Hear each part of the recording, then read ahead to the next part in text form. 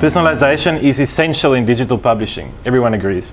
Turn your customers into fans.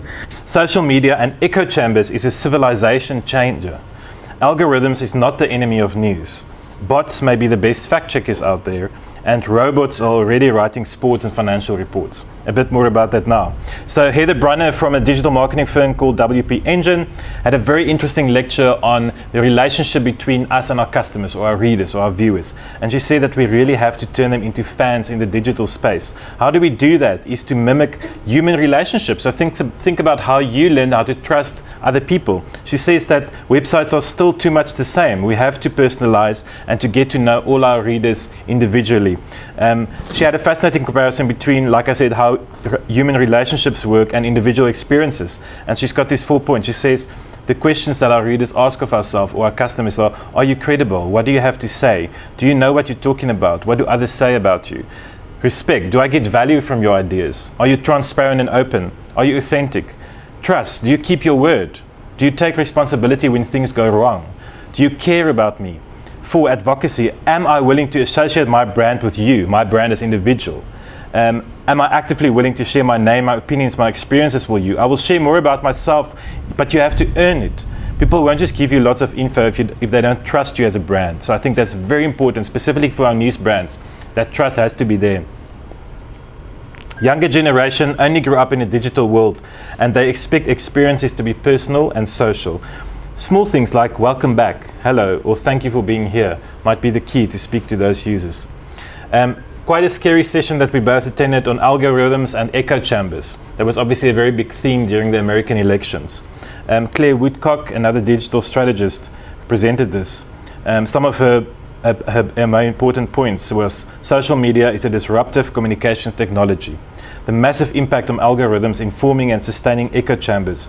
Worldviews are being reinforced through social media, and we've all seen this. We've seen how the American election, how Trump successfully managed to get those views, those biases through social media. Now what's interesting, Netflix had the same problem. They saw that their users were watching the same kind of stuff with the same actors the whole time. So they thought about how to give people in Netflix a wider range of experiences. And they came up with an inventive way of getting people to watch a broad range of content that identified themes in content. For example, a strong lead character or a powerful enemy. If Netflix see that you watch movies or films or documentaries with those things in, they'll give you more. So next time Netflix recommends something to you, try and figure out what they've learned about you from your previous viewing. Was it maybe a theme that you missed?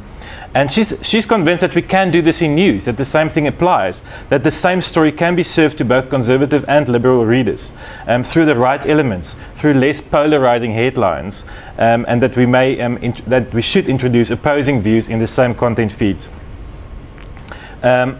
Just very quickly, Svenska Dagbladet at Schibsted, and this is about automation, has completely automized their homepage.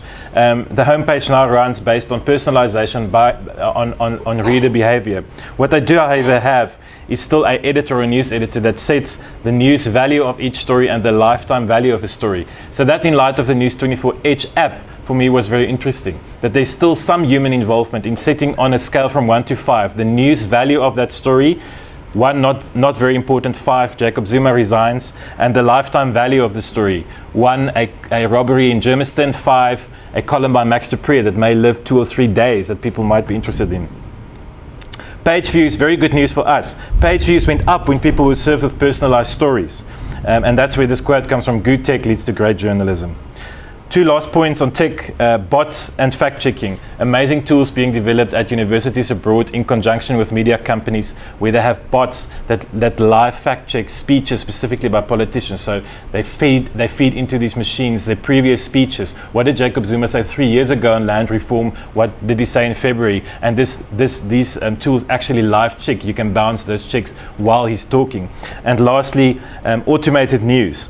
Fascinating topic. Norwegian news agency have a football robot who covers all their football reports. That have created a tree of the match structure, the structure of the game. They fed in data of each player, hundreds and thousands of sports terms to describe in different ways how things happened on the football field.